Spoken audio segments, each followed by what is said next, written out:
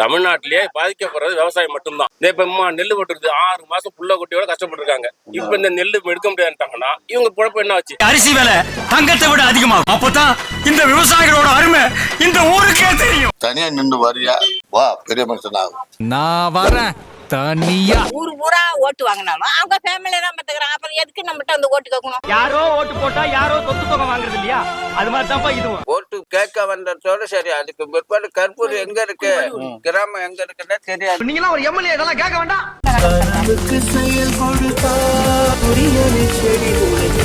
தினம் புது புது சுகம் கிடைக்கும். கட்டி வாணி வாணி இதுவரை நெஞ்சில் இருக்கும் பங்களை நான் மறப்போம்.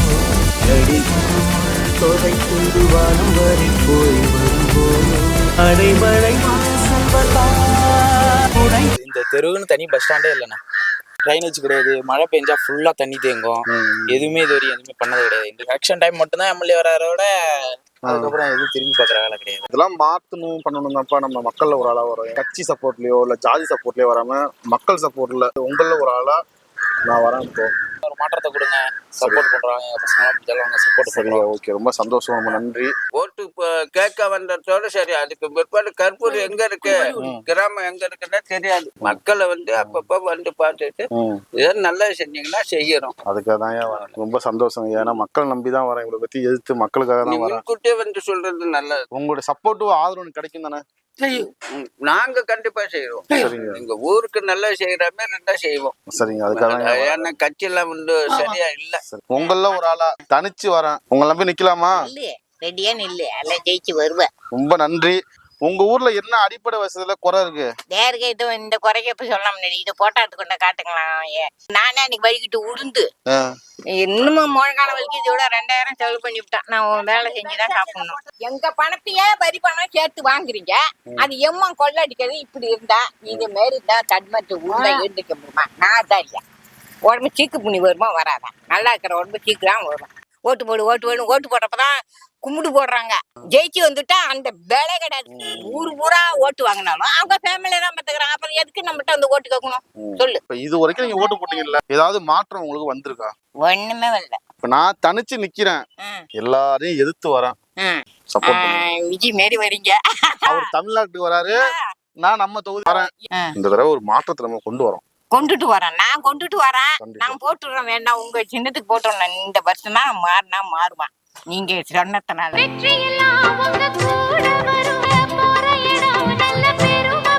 அத்தியத்தை ஜனம் காத்து வரல சாமி தரும் பல நூறு வர அண்ணனுன்னா அண்ணனையா அன்புக்குள்ள.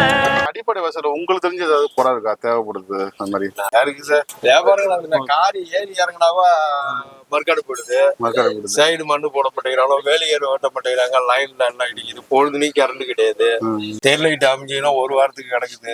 ஜெயிப்பீங்க, காலப்படாதீங்க, தைரியமா இறங்குங்க, நம்ம ஜெயிப்போம். சரிங்க, தைரியமா இருக்கும். சரி, ரொம்ப நன்றிமா. பட்டுமா சுயேட்சை எம்எல்ஏ நிக்கிறேன் 2026. கட்சி சப்போர்ட் ஜாதி சப்போர்ட் எல்லாம் கிடையாது.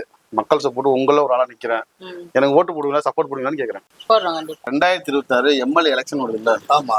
அதுல சுயேட்சை வேட்பாளரா நிக்கிறேன். சுயேட்சை வேட்பாளரா நிக்கிறியா? எம்எல்ஏ யாரு ஆதரவும் இல்லை. உங்க ஆதரவு? அதான் மக்கள் ஆதரவு மட்டும்.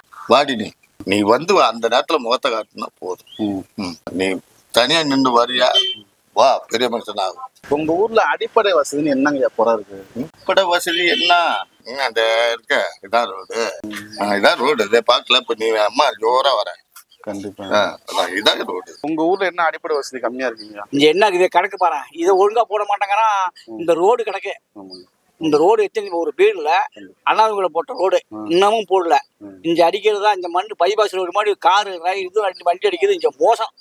இந்த ரோடு நீங்க கண்ணுக்கு இதுக்கு பாக்குறீங்களா? இதுல இருந்து அங்க இருந்து அந்த இது வரைக்கும் இந்த ஊர்ல எந்த ரோடும் போடல. இந்த ரோடு போட்டு 10 வருஷம் ஆச்சு. இப்ப இந்த ரோடு இது வரைக்கும் நானும் சொல்லி கேட்க மாட்டேங்க. இந்த ரோடு இப்போ குளம் வெட்ட தூர் வரன்னு சொல்லிட்டு குளத்தை வெட்டி மண் எடுத்தாங்க. அதுல சுத்தமா ரோட்டை பேத்து போட்டுட்டு போயிட்டாங்க. எல்லாம் டிராக்டர் போய் ஒரு நாளைக்கு 100 டிராக்டர் போய் பேத்து போட்டு போனாங்க. இப்போ ரீசெண்டா சரியா தண்ணி வரல. ரோடு வசதி அந்த ரோடு கிடக்கு பாருங்க, அப்படி கிடக்கு. விவசாயம் எல்லாம் பாருங்க படாத படுறாங்க.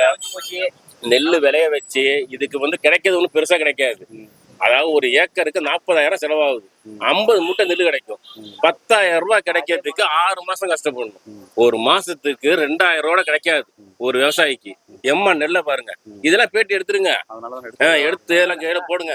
விவசாயிக்கு ஒரு குடோன் கட்டலாம்ல, குடோன் கட்டி நெல் ஒண்ணு பகடு போடலாம். போட்ட நெல்லும் பிடிச்ச நெல்லும் அப்படி கிடக்குது.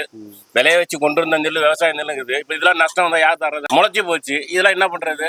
அவங்க 6 மாசம் கஷ்டப்பட்ட உழைப்பு இது. ஒரு நாள் 2 நாள் உழைப்பு கிடையாது, 6 மாசம் உழைப்பு இது.